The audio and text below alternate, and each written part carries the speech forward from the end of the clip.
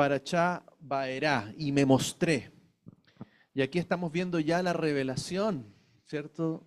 De Yud Hei Vav Hei, ¿cierto? Yahweh, Yahvé, que se revela por primera vez, ¿cierto? Con ese nombre, que sabemos que es un nombre que tiene un propósito eterno.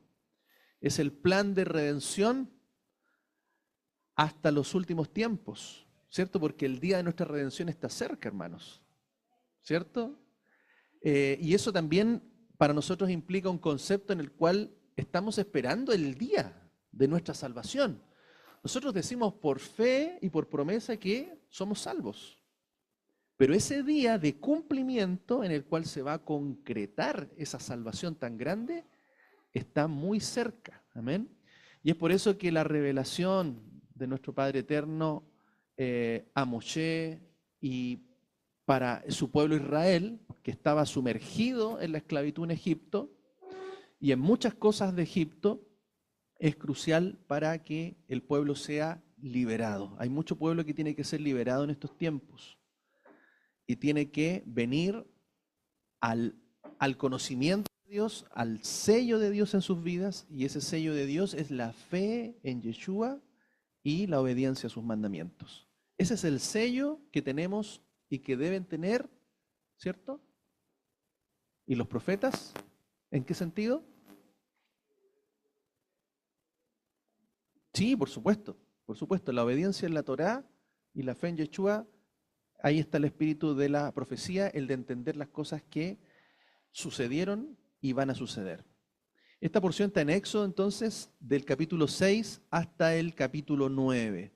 Hemos avanzado ya en varias aliyás, ¿cierto? El año pasado vimos la aliyá 2 y 3, así que hoy día vamos a ir a la aliyá 4. Para ponernos en contexto, ¿cierto? Los resúmenes de la primera aliyá, Dios le recuerda a Moshe que su nombre es Yud Hei Vav Hei.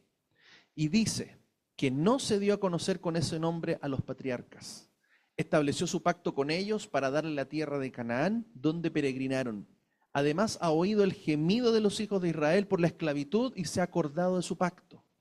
Moshe recibe la orden de decir a los hijos de Israel que él es Yud Hei Vav Hei y que los sacará de la esclavitud de los egipcios para ser su pueblo y darles la tierra que juró a sus padres.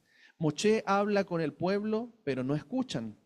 También tiene que hablar con el faraón. Sin embargo, Moshe pregunta, ¿cómo le va a escuchar el faraón si los hijos de Israel no le escuchan? Entonces Hashem ordena a Moshe y a Aarón en cuanto a los hijos de Israel y en cuanto al faraón para sacar a los hijos de Israel de Egipto. Después habla sobre la familia, ¿cierto? Las familias. Rubén tenía 4 hijos, Simeón tenía 5, Leví tenía 3, Gersón, Keat y Merari. Leví murió a los 137 años, Gersón tuvo 2 hijos, Amram fue hijo de Coat junto con 3 más. Gersón murió a los 133 años, Merari tuvo 2 hijos, Amram tomó a Jochebed, su tía, y ella dio a luz a Aarón y a Moshe. Amram murió a los 137 años. Coré y Elzafán son primos de Aarón y Moisés. Aarón tomó por mujer a Elisheba, ella le dio a luz 4 hijos. Coraj tuvo 3 hijos, el hijo de Aarón, Eleazar, tuvo a Pinjas. Estos son Aarón y Moshe que hablaron al faraón para sacar a los hijos de Israel de Egipto. Importante también un poco esta genealogía porque nos hace entender de que la importancia de la familia, de la descendencia, que están en el plan de redención. Nosotros hemos sido conectados a ese ADN, hemos sido conectados a esa descendencia, ahora somos linaje escogido, real sacerdocio, como el de Leví, nación santa, pueblo adquirido por Dios. Y por lo tanto, nosotros estamos aquí. Cuando recordamos estos nombres, estamos diciendo nosotros estamos conectados con ellos. Nosotros pertenecemos a la familia de Israel, que es la que va a ser liberada, recuerden. Dios va a liberar a Israel.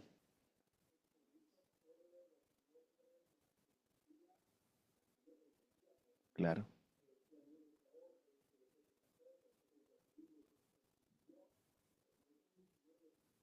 Ujú.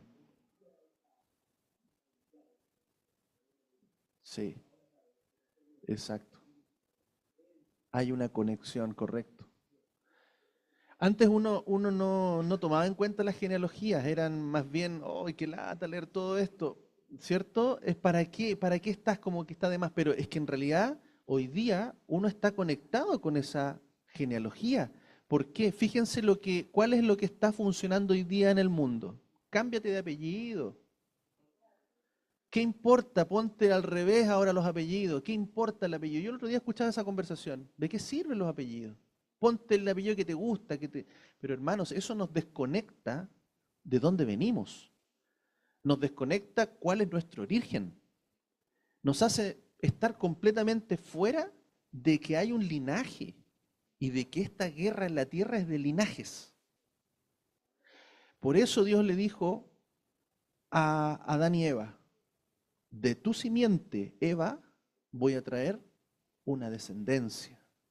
¿Qué va a hacer? Que va a pisar otra descendencia. Y esa es la descendencia de la serpiente.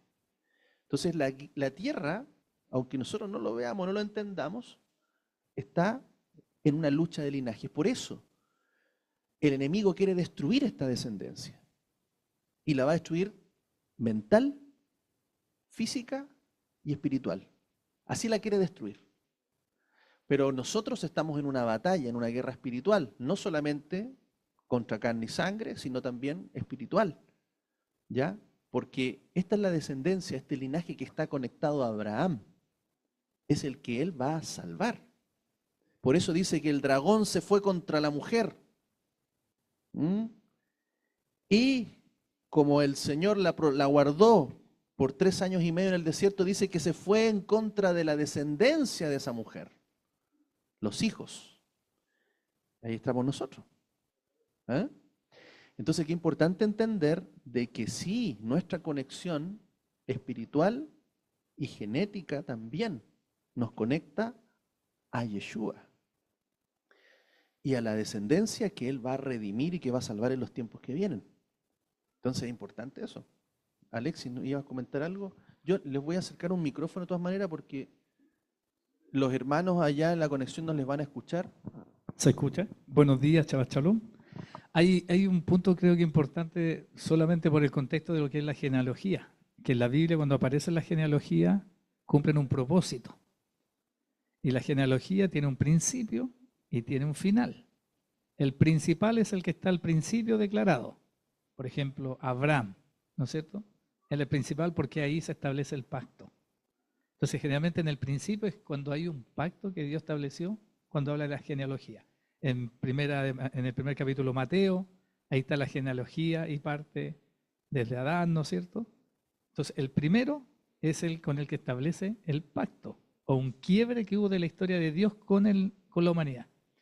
Y el último establece el propósito de la genealogía, es el fin, es el para qué está colocando ahí la genealogía, resume un tiempo importante entre medio y claramente es lo preparatorio de una transición. Generalmente las genealogías se colocaron dentro de la palabra del Señor como una antesala de que viene un tiempo de transición después de que uno lea la genealogía. Entonces nosotros tenemos que poner justamente mucha atención cuando aparezca en la Biblia una genealogía, pues tenemos que saber que el Señor está haciendo un cambio tremendo en dirección respecto a lo que Él espera de su pueblo.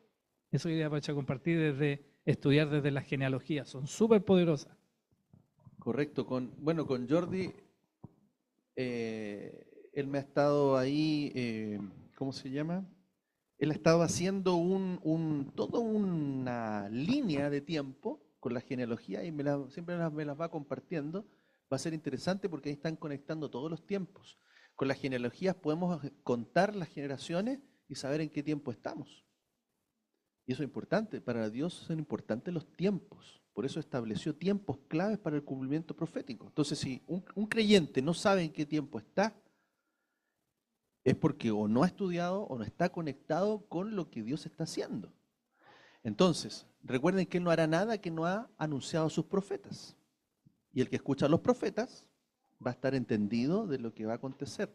Ahora, lo que estaba pasando aquí en Egipto es lo mismo que está pasando hoy día. Y por eso decía importante la genealogía. ¿Por qué? Porque entendemos y nos conectan que nosotros pertenecemos a un linaje y una descendencia. Y esto también es interesante porque Hasatán, el príncipe, el faraón de este mundo, lo que está haciendo está matando a los niños. El aborto. 6 millones de niños mueren al año, mínimo. Leyes de disminuir la natalidad, la concepción o la anticoncepción, etcétera. Está cambiando ahora la mente para que los jóvenes hoy día no quieran casarse y no quieren tener hijos, no quieren descendencia. Entonces, fíjense, esta es una guerra para eliminar un linaje y una descendencia por los métodos físicos, psicológicos, sociales, etcétera, ¿ya? Y reducir la descendencia que él dijo que iba a multiplicarse, ¿ah? Y que nadie iba a poder contar. Entonces, fíjense que esto nosotros a veces no lo vemos bíblicamente, pero en realidad todo lo que pasa hoy día en el mundo está conectado con lo que la palabra dice.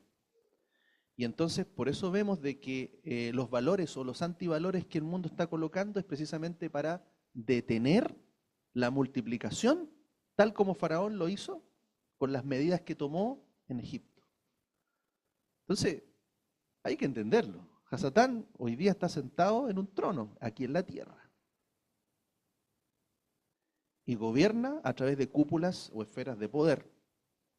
¿Ah? Y hay varias esferas de poder, ¿cierto?, que finalmente toman las decisiones en este mundo, políticas, ¿cierto?, económicas, y que apuntan finalmente a esa guerra que tenemos hoy día por la tierra. ¿Ah? Así que se está peleando en la tierra. Por eso Yeshua tiene que volver a la tierra y recuperarla, ¿ah?, del poder de Faraón. Vamos a leer entonces, ahí leímos perdón, esta es la tercera liyá. La tercera liyá dice, Hashem dice a Moshe, yo soy Yud-Hei Bab-Hei, di al Faraón, rey de Egipto, todo lo que yo te diga. Moshe le contesta diciendo que es incircunciso de labios. ¿Cómo le va a escuchar el Faraón? Hashem constituye a Moshe como Elohim para el Faraón, o como juez, como una persona importante con autoridad y poder ante el Faraón, y Aarón como profeta. Hashem endurecerá el corazón del Faraón para multiplicar los milagros en Egipto. Pondrá su mano sobre Egipto y sacará a su pueblo, y los egipcios sabrán que Él es el Eterno. Moshe y Aarón cumplen la orden del Eterno, y Moshe tiene 80 años y Aarón 83. ¿Ya? Así que, y vamos entonces a la lectura. Compartimos el micrófono por allí. ¿Sí? Una consulta, Gonzalo, por supuesto. Y hazla, por favor, en el micrófono. No sé dónde quedó Alexis, el micrófono.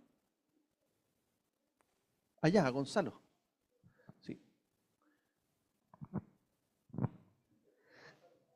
No, Sí, sí. amén. Bien.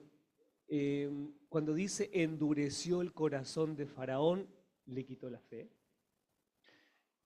Eso lo ampliamos harto el año pasado. Hablamos de qué significaba el endurecer el corazón. ¿Ya? Más bien, vemos ahí una situación en la cual, bueno, ¿Dios es el que le endurece el corazón o es Faraón en su libre albedrío, su rebeldía? Y ahí hay una combinación de ambas cosas.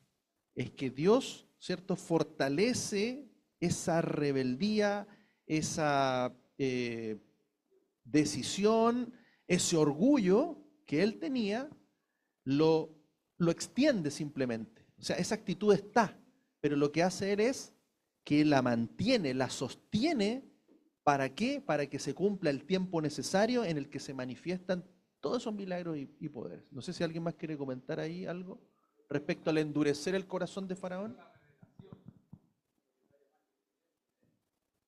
Correcto. Correcto, si se dan cuenta, Faraón, Dios dice, este comentario endureció el corazón de Faraón, se revela después como de la tercera plaga. Porque tenemos que entender de que Faraón se creía un Elohim, se creía un Dios. y por lo tanto no podía venir cualquiera a doblarle la mano. Entonces aquí también una lucha de poderes, ¿cierto? Faraón puesto a la altura, Moché puesto a la altura de Faraón. Porque por eso dice que él lo constituyó como un Elohim, así como el faraón se creía un Elohim. Es decir, bueno, ¿quiénes son los que te respaldan? Faraón traía a todos sus dioses por detrás y Moché traía a Yahweh detrás de él. Entonces, era una guerra ahí. Entonces, lo que hace es que sostiene ese orgullo en Faraón para que llegue hasta la última plaga que necesitaba para destruir a todos los dioses de Egipto. O sea, no es que Faraón era un hombre bueno y que Dios lo endureció, sino que Faraón era un hombre que no iba a dejar, ¿cierto?, doblar su mano, y simplemente Dios sostuvo esa actitud para que se cumpliera todo. O sea, Faraón no estaba destinado a salvación. Es como que alguien puede decir, a lo mejor Satanás se arrepiente al final y se convierte. No, ya está destinado, y lo que está haciendo Dios es sostener esa actitud del enemigo para que él manifieste toda su gloria y su poder y cumpla su plan. Leamos, no sé, por dónde, por allá. Eso. Agregar la consulta que hace Gonzalo es bien interesante porque también se lo han hecho los rabinos. O sea, ¿qué ocurrió ahí con el libre albedrío de Faraón? O sea, ¿lo intervino Hashem o qué hizo? Porque si lo interviene ya como que no tiene mucha gracia, ¿cierto? Porque el Eterno nos da el libre albedrío a todos. Entonces se entiende, es cuando una persona se pone terca, si lo llevamos a algo muy cotidiano, es como que a nosotros, por mientras más pruebas que nos muestren, si mi corazón es terco, no voy a acceder igual. O sea, no sé si le ha pasado, pero a mí, cuando uno habla con algún hermano respecto a la ley, por más versículos que tú le muestres, su corazón no está preparado, no va a querer recibirlo y se vuelve más terco. No, y no, y no, y no. Aunque tú le muestres todos los versículos de la Biblia, está muy claro, pero no quiero, porque es algo del corazón. Entonces se entiende que eso ocurrió con el faraón. El Eterno empezó a confrontarlo, pero su corazón era tan duro que nunca iba a reconocer, a doblegarse por un tema de orgullo. ¿Se fijan? Eso ocurre en nuestro corazón del ser humano, el orgullo, aunque no muestren todo. Y a veces, ¿qué hace uno? Deja pasar el tiempo. Pero en este caso fue como que el Eterno, una tras otra, como que no le dé ese tiempo de tampoco como de meditar o algo así. Entonces por ahí va el tema del endurecer el corazón de Faraón.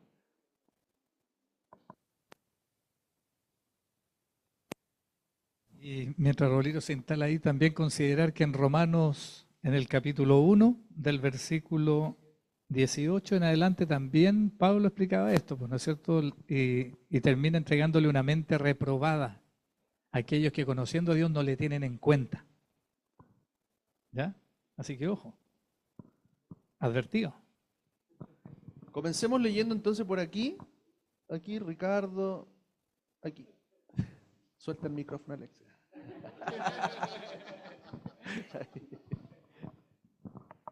Ya, Éxodo 7, del 8 al 10. Dice, y Adonai había hablado a Moche y Aarón diciendo, cuando Faraón os hable diciendo, haced vuestros prodigios, entonces dirás a Aarón, toma tu vara y échala delante de Faraón, y se convertirá en serpiente. Llegaron pues Moisés y Aarón ante Faraón, e hicieron como había ordenado Adonai. Y echó Aarón su vara ante el rostro de Faraón y sus siervos, y se convirtió en serpiente. Pero Faraón llamó a los sabios y a los encantadores, y los magos de Egipto también hicieron lo mismo con sus encantamientos, pues echaron cada uno su vara y se convirtieron en serpientes. Sin embargo, la vara de Aarón devoró las varas de ellos, y tal como había hablado Adonai, el corazón de Faraón se endureció y no los escuchó.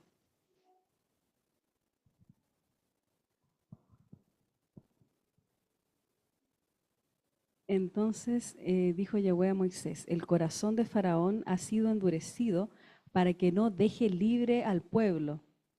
Ve por la mañana a Faraón cuando salga hacia las aguas y hazte encontradizo con él a la orilla del Nilo, llevando en tu mano la vara que fue convertida en serpiente, y dile, Yahweh Elohim de los hebreos me ha enviado a ti para decirte, deja partir a mi pueblo para que me sirva en el desierto. He aquí, no has obedecido hasta ahora. Ahora dice Adonai, en esto conocerás que yo soy Adonai.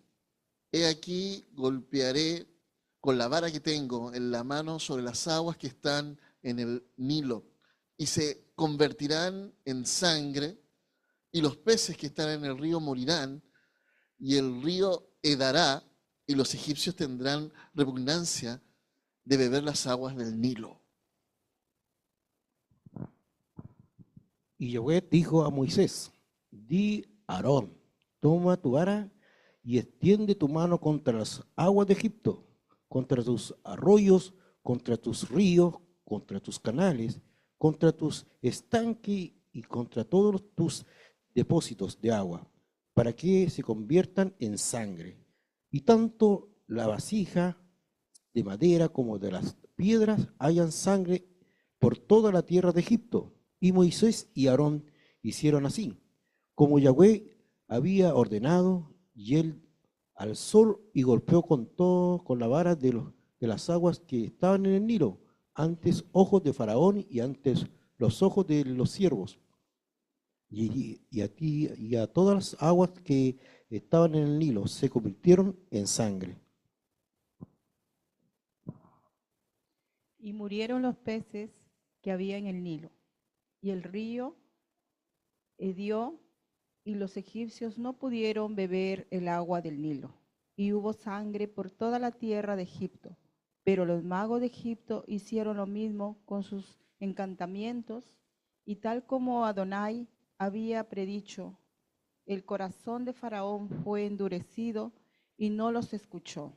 Regresó Faraón y fue a su casa, y tampoco prestó atención a eso.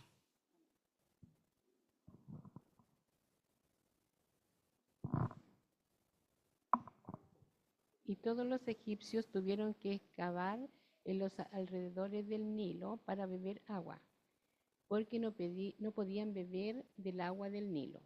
Y fueron completados 7 días después que Adonai golpeara el Nilo. Dijo entonces Adonai a Moisés, entra a la presencia de Faraón y dile, así dice Adonai, deja partir a mi pueblo para que me sirva. Y si te niegas a dejarlo ir, he aquí, yo plagaré con ranas todo tu territorio. El Nilo bullirá con ranas, las cuales subirán y penetrarán en tu palacio, en tu alcoba y sobre tu propio lecho, así como en las casas de tus siervos y entre tu pueblo, en tus hornos y en tus artesas, y las ranas subirán sobre ti, sobre tu pueblo y sobre todos tus siervos. Y dijo Adonai a Moisés, di a Aarón, extiende tu mano con tu vara sobre los arroyos, sobre los canales y sobre los estanques, y haz que suban las ranas. Y Aarón extendió su mano sobre las aguas de Egipto, y subieron las ranas y cubrieron la tierra de Egipto. Y los magos hicieron así con sus encantamientos, haciendo subir las ranas sobre la tierra de Egipto. Faraón entonces llamó a Moisés y a Aarón y les dijo, suplicad a Yahweh que aparte las ranas de mí y de mi pueblo, y dejaré ir al pueblo para que ofrezca sacrificio a Yahweh. Y Moisés dijo a Faraón, señálame cuando he de suplicar por ti, por tus siervos y por tu pueblo, para que las ranas se quiten de ti y de tus casas y sean dejadas solo en el Nilo. Y él dijo, mañana. Y Moisés respondió, sea conforme a tu palabra, para que sepas que no hay como Yahweh. Amén. Amén. De ahí salió el dicho, no dejes para mañana lo que puedes hacer hoy. Se quedó hasta el otro día con las ranas del faraón. Amén. Hasta ahí, sí. Bien, vamos entonces a algunos versículos. Éxodo 7:12 dice, pues echaron cada uno su vara y se convirtieron en serpientes. Sin embargo, la vara de Aarón devoró las varas de ellos. No dice que fue la serpiente de Aarón que devoró las serpientes de ellos. De allí el Talmud y el Midrash enseñan que después de haberse convertido otra vez en vara, devoró las varas de los demás. Esto muestra la superioridad del poder del Eterno sobre el poder mágico que viene de los demonios. Siempre hemos visto como que las serpientes se comen a las otras serpientes, ¿cierto? Pero bueno, ahí la Torá dice que la vara de Moisés, en este caso que llevaba Aarón, fue la que devoró las otras varas, ¿no? Entonces ahí dicen que es como que mostraron su poder, pero luego la vara se comió, eliminó la fuente de poder, ¿cierto? Que tenían también los hechiceros y magos de Egipto.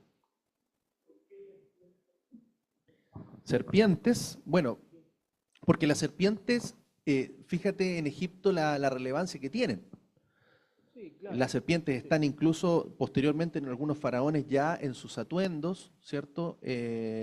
Porque es un símbolo de un animal que refleja la sabiduría, el conocimiento, el poder, lo sobrenatural.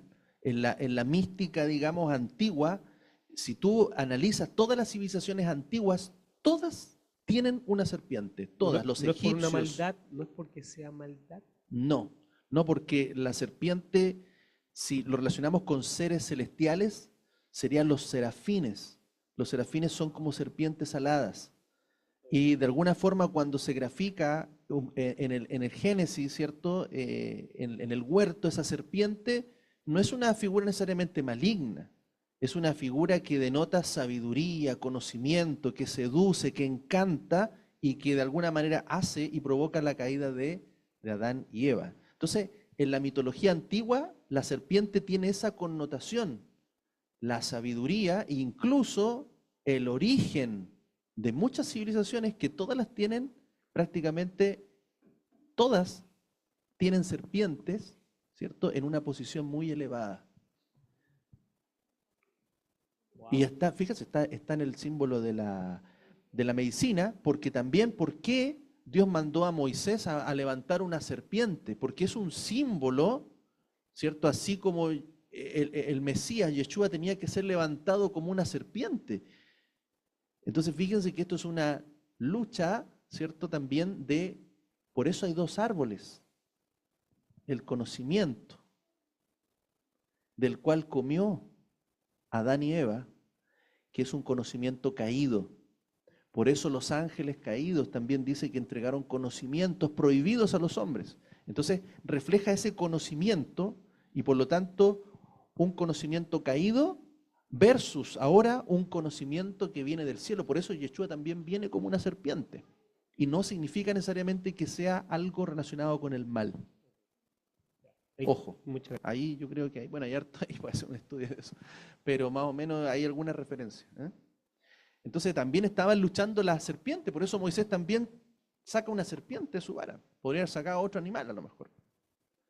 Pero era porque el conocimiento que traía Moisés, la revelación del conocimiento del Dios Todopoderoso, era mayor que la revelación del conocimiento que le daban sus dioses a ellos.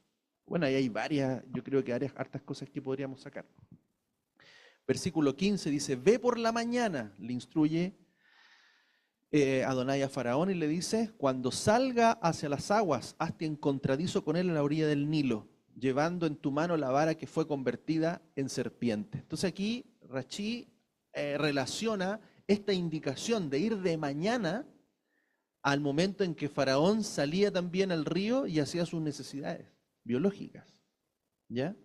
No sé si habrá algún hebraísmo ahí o no, pero de alguna manera Moisés tenía que verlo y encontrarse con él. ¿Para qué? Para provocar ese enfrentamiento y decirle, tú eres un hombre, no eres un Dios. ¿Ya? Como descubrirlo en su humanidad. ¿Ya? Entonces, ahí hay también, aquí estamos en una guerra poderosa, una guerra espiritual. ¿Ah? Entonces, todos estos episodios tenían un propósito. ¿Ya? Entonces lo primero que Moshe atacó fueron los poderes mágicos de Egipto.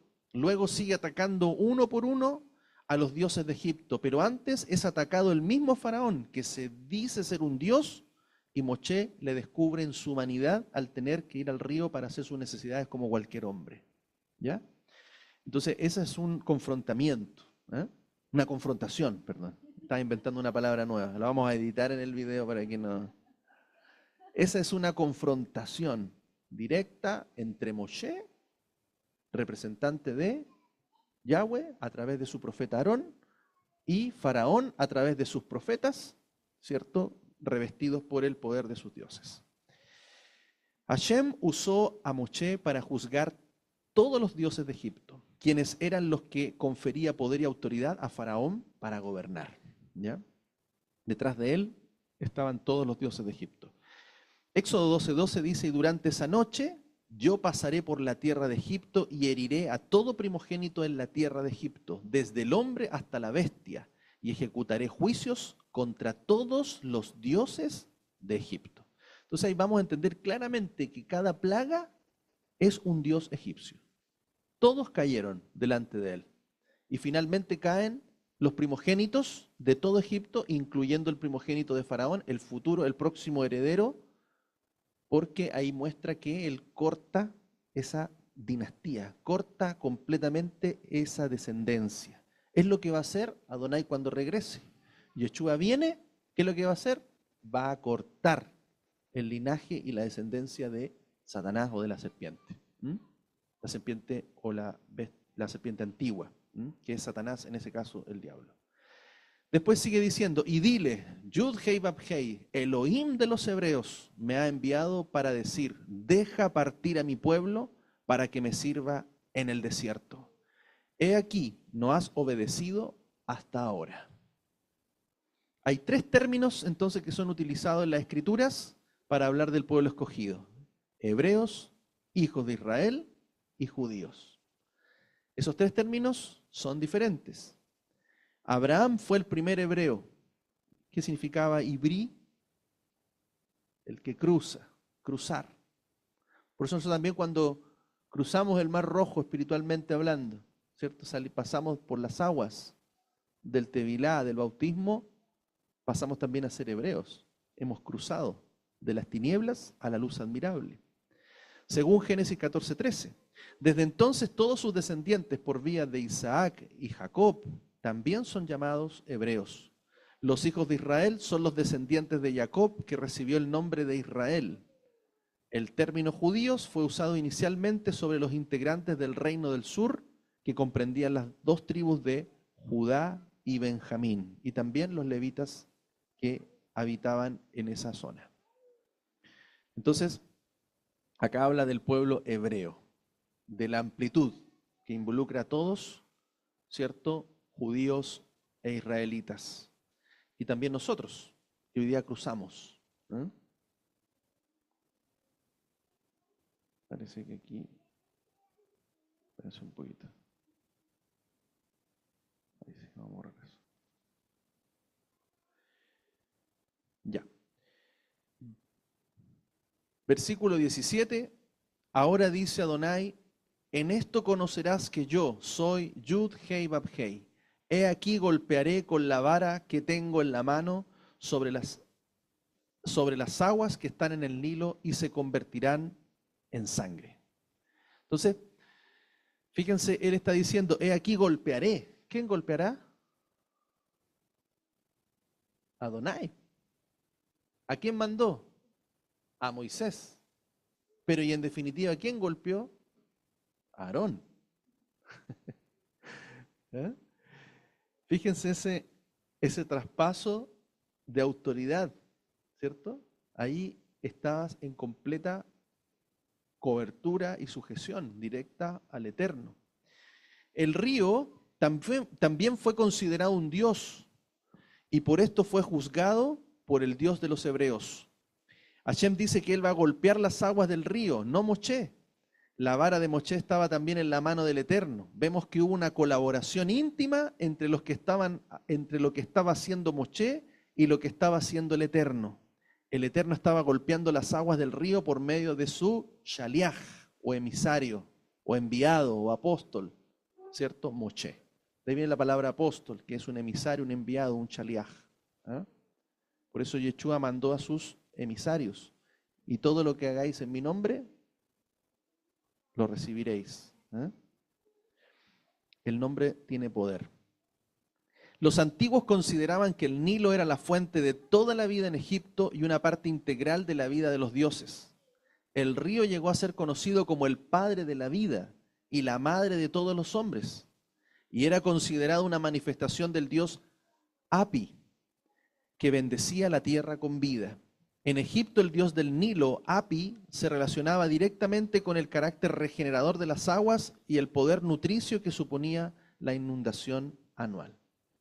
Entonces, por eso vemos que cuando Moshe es rescatado de las aguas, venía con, lo salvaron los dioses.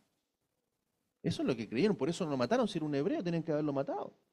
Pero había algo ahí que no podían ir contra la voluntad de los dioses, porque él había sido salvado por las aguas. Por eso le pusieron salvado de las aguas, Moshe.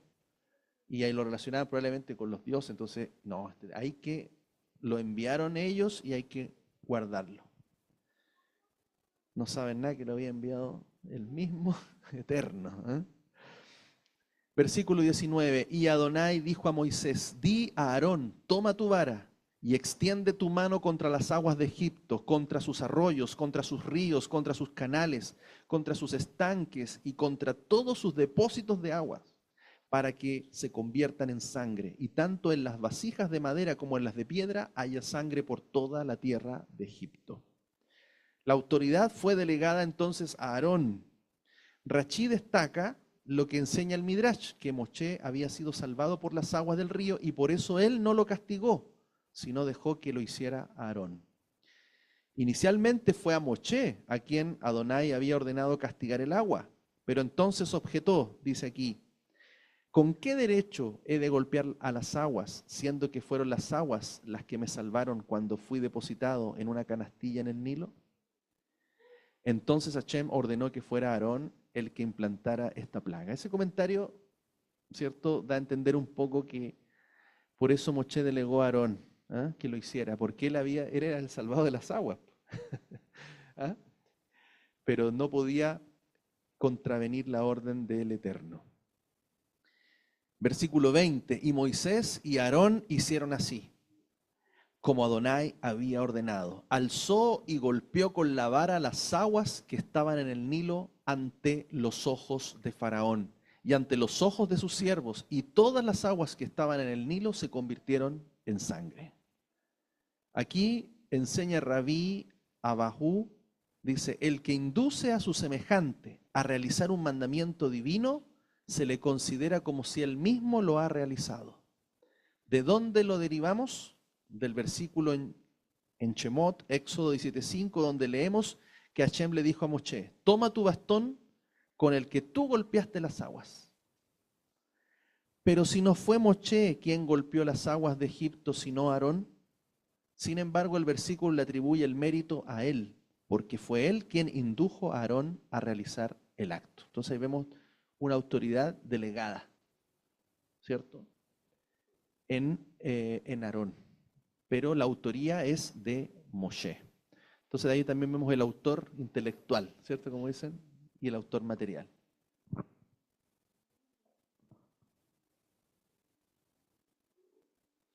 Versículo 22, pero los magos de Egipto hicieron lo mismo con sus encantamientos, y tal como Adonai había predicho, el corazón de Faraón fue endurecido y no los escuchó. Los magos de Egipto tenían cierto poder para realizar actos de magia y hechicería hasta cierto nivel, hasta solamente un límite. Es por esto que ellos pudieron convertir sus varas en serpientes, convertir agua en sangre y también producir ranas. Era una guerra espiritual de poderes de los dioses de Egipto contra el Dios todopoderoso Yud-Hei Vав-Hei de los hebreos. Entonces ahí vemos cómo muchos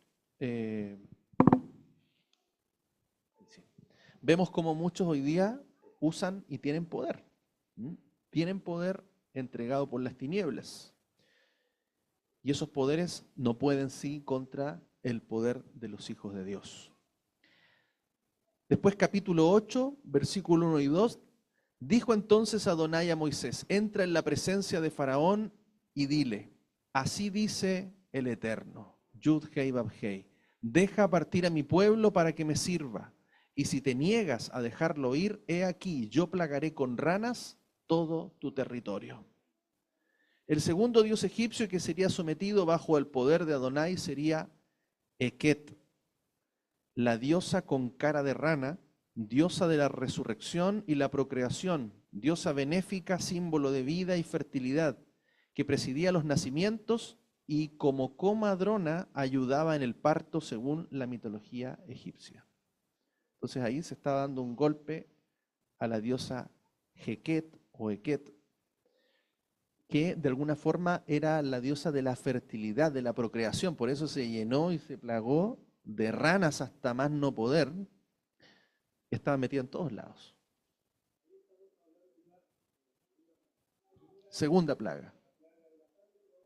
Se convierte el agua en sangre y la segunda es la plaga de las ranas. Entonces ahí tenemos al dios Api y después tenemos a la diosa Eket. El Nilo bullirá con ranas, las cuales subirán y penetrarán en tu palacio, en tu alcoba, sobre tu propio lecho, así como las casas de tus siervos y entre tu pueblo, en tus hornos y en tus artesas. O sea, una plaga que no iba a perdonar ningún lugar. Las ranas, criaturas de sangre fría y cuyo hábitat natural son los ambientes húmedos, no tuvieron escrúpulos en saltar incluso dentro de los hornos encendidos, un medio totalmente opuesto a su naturaleza, con tal de cumplir su misión divina. Eso es expresión del autosacrificio al que se sometieron. Por eso dice la Torá ahí, hasta en sus hornos. Rana asada. No imagínense el olor. Terrible. O sea, fue algo realmente desesperante. Y aún Faraón dice después, mañana. Mira, la dureza, la terquedad, ¿cierto?, del corazón, cómo se manifiesta ahí. Bueno, aquí hay un comentario, un rabino dice, la prueba de fe en su máxima expresión va más allá de la cuestión de ofrendar la vida por una determinada causa. Autosacrificio no es la forma en que uno entrega su vida en aras de sus creencias, sino es la forma en que uno vive en aras de ellas. Es la aptitud de trascender la propia naturaleza en aras de un objetivo superior. Esa es la máxima prueba de fe. Por supuesto, alguien que vive para Él está dispuesto a dar su vida por Él. Amén. Nadie puede dar su vida, o sea, morir por alguien, si no ha entregado su vida a esa persona. Cuando uno está entregado completamente al Eterno, entonces puede dar su vida por Él. La redención de Egipto es un anuncio profético para la gran redención de Israel en los últimos tiempos en relación con la segunda venida del Mesías. Entonces, la conexión que hay entre lo que sucede en Egipto es lo mismo que va a suceder. Isaías 52, 9, 10 dice, prorrumpid en júbilo, cantad a coro, oh ruinas de Jerusalén, porque Adonai ha consolado a su pueblo, ha redimido a Jerusalén. Adonai descubrió su santo brazo a vista de todas las naciones, y todos los confines de la tierra verán la salvación de vuestro Elohim. Amén. También dice Jeremías, mirad, yo los hago volver de la tierra del norte y los reuniré de los confines de la tierra, y con ellos a los ciegos y cojos, a la mujer encinta junto con la que dio a luz. En una gran asamblea volverán acá. Entonces profecías, muchas profecías que hablan de la restauración, del retorno, de lo que va a ocurrir al final, la destrucción de Jerusalén, todo lo que vendrá, pero Él finalmente salvará a su pueblo. Dice, si marcharon llorando, los haré volver entre consuelos, y los haré andar junto a torrentes de aguas, por una vía llana y sin tropiezo, porque yo soy a Israel por padre, y Efraín es mi primogénito. Oh naciones, oíd la palabra de Adonai y hacedlo saber en las costas lejanas. El que esparció a Israel lo reunirá y lo guardará, como el pastor a su rebaño. Amén. Desde lo último de la tierra. Porque Adonai ha rescatado a Jacob y lo ha redimido de uno más fuerte que él. Amén. Estamos en su promesa. Pocas veces entendemos por qué Adonai endureció el corazón de Faraón para que su pueblo saliera de Egipto. Adonai hubiera podido sacarlos a una sola palabra suya, pero él quería que su nombre fuera conocido no solamente por los egipcios y el mundo, sino por su pueblo, que estaba a punto de tener un encuentro personal como jamás lo habían tenido a pesar de su fe. Esto, hermano, no solamente era para mostrarse a Egipto, al faraón, ¿cierto?, sino más bien para mostrarse a su propio pueblo, de que vieran realmente quién era el Dios que los estaba sacando. A veces Dios nos muestra esas cosas para que nosotros entendamos quién es realmente Él y para que muchos nos arrepintamos, porque Él busca el arrepentimiento. Y el pueblo tenía que arrepentirse primero. Tenía que arrepentirse de acomodarse en Egipto, de acomodarse a las costumbres de Egipto, ¿cierto?, a la esclavitud y a lo que tenían ahí. Ver las grandezas de Adonai fortaleció su fe y por otra parte Israel empezó a ser reconocido y temido porque la presencia del Dios de Israel estaba con ellos. ¿No es lo mismo hoy día? El pueblo de Israel está tan asimilado al mundo que nadie conoce ya el inmenso poder de Adonai. Y créanme que Él mostrará sus poderosas hazañas para que todos reconozcan que Él es el Todopoderoso y nadie es como Él. Cuando estudiamos las plagas en Egipto encontramos un patrón que es muy interesante.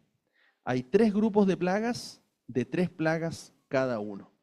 Entonces tenemos el primer grupo de plagas, tenemos una advertencia para el agua, seguida por el río, convirtiéndose en sangre. Después tenemos una advertencia para Faraón, seguida de una invasión de ranas.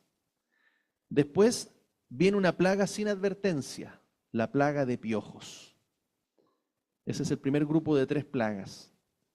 Después el grupo 2, una advertencia a Faraón, seguido de la plaga de moscas o de fieras salvajes, que es la traducción más correcta desde el hebreo.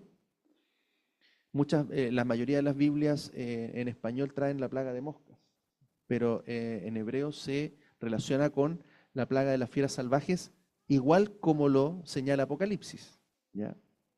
Una advertencia después a Faraón, seguido por la plaga sobre el ganado. Y sin advertencia, la plaga de úlceras. Ese es el segundo grupo. Y el tercer grupo, una advertencia a Faraón, seguido de la plaga de granizo y fuego. Luego una advertencia a Faraón seguida de la plaga de langostas y finalmente la plaga de las tinieblas sin advertencia. Entonces ahí tenemos los 3 grupos y todas estas obviamente son selladas por la última plaga. Todas estas seguidas por el juicio a Faraón y su primogénito. Adonai dio 6 advertencias y 9 castigos antes de terminar con el primogénito y Faraón. Es la misericordia de Adonai que no quiere que nadie se pierda. Muchos tuvieron la oportunidad de arrepentirse y de hecho, según lo relata el libro de Éxodo, muchos egipcios gentiles se unieron al pueblo de Israel para seguir a Adonai, el Todopoderoso Dios. Entonces, ¿ven esa figura? Israel es liberado, pero también muchos egipcios son liberados. Salen de Egipto mismo por el poder de Dios. Entonces, cuando enfrentamos nosotros los últimos tiempos, tenemos por un lado el pueblo de Israel, que somos nosotros, aun cuando estemos esparcidos en todas las naciones, siendo guardados de todas las plagas que van a venir sobre la tierra, pero a través también de esas plagas, muchos no creyentes o muchos que no pertenecen al pueblo de Israel también van a salir y van a experimentar arrepentimiento en esos últimos tiempos. Claro, ahora recibiendo las plagas, por supuesto. ¿Ya? Ellos también se van a arrepentir y por eso dice la palabra que muchos van a sobrevivir. Van a sobrevivir la gran tribulación, van a sobrevivir ese tiempo y van a pasar al milenio. muchos que van a quedar vivos. Pero el Señor en su venida va a destruir a todos los malignos, pero aquellos que se arrepintieron aún cuando no eran creyentes en Yeshua, no guardaban Torah, ellos van a pasar. Entonces, ahí vamos conectando un poco cuál es la figura. Por eso algunos dicen, no, si tú no crees, no recibes a Jesús en tu corazón, tú te vas a ir al infierno. Y eso no es así. Eso es un mito, por así decirlo. ¿Ya? Porque en realidad cuando el Señor venga, muchos incluso no creyentes se van a arrepentir. Y ahora sí van a creer porque van a ver el poder. Y ellos van a pasar al milenio, pero no van a ser parte del pueblo de Israel escogido. Van a ser parte de las naciones. ¿Ya? Porque van a estar todas las naciones también en el tiempo del milenio después. Como la redención inicial es semejante a la redención final, vemos una gran similitud entre las plagas que vinieron sobre Egipto y las plagas que vendrán sobre el mundo en los últimos tiempos. Vamos a ver una comparación entre las plagas que hubo en Egipto y las que son presentadas en el libro de Apocalipsis o Revelación. Entonces la primera plaga, el agua convertida en sangre, que está en Éxodo 7, del 14 al 25. Vemos también el libro de Apocalipsis, capítulo 8, el segundo ángel tocó la trompeta y algo como una gran montaña ardiendo en llamas fue arrojado al mar y la tercera parte del mar se convirtió en sangre. El segundo ángel derramó su copa en el mar y se convirtió en sangre como de muerto y murió todo ser viviente que había en el mar. Entonces ahí tenemos la misma plaga en Apocalipsis. Las ranas también está escrito en Apocalipsis, y vi salir de la boca del dragón, de la boca de la bestia y de la boca del falso profeta 3 espíritus inmundos semejantes a ranas. Pues son espíritus de demonios que hacen señales, los cuales van a los reyes de todo el mundo a reunirlos para la batalla del gran día del Dios Todopoderoso. Los enjambres de piojos, aquí no hay un versículo, no sé si alguien, Ricardo, tú sabrás de este, o alguien. Lo que pasa es que en Apocalipsis también se postula que hay 3 plagas ocultas que no están advertidas, igual que como en Éxodo. O sea, a veces, no por eso hay algunas que, claro, no fue la tercera generalmente dentro del ciclo que tú hablaste, la tercera no es advertida. Entonces, lógicamente, si hacemos el paralelo en Apocalipsis, tampoco va a estar advertida.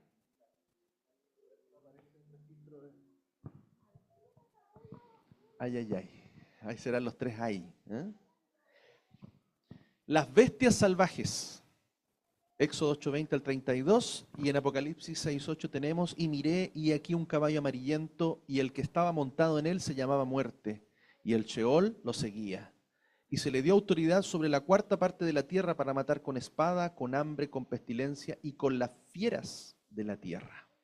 Entonces, esas fieras de la tierra tienen que ver con las bestias salvajes también, que son traducidas como moscas, ¿ya? En también animales dañinos, claro. Dice como en la traducción del hebreo.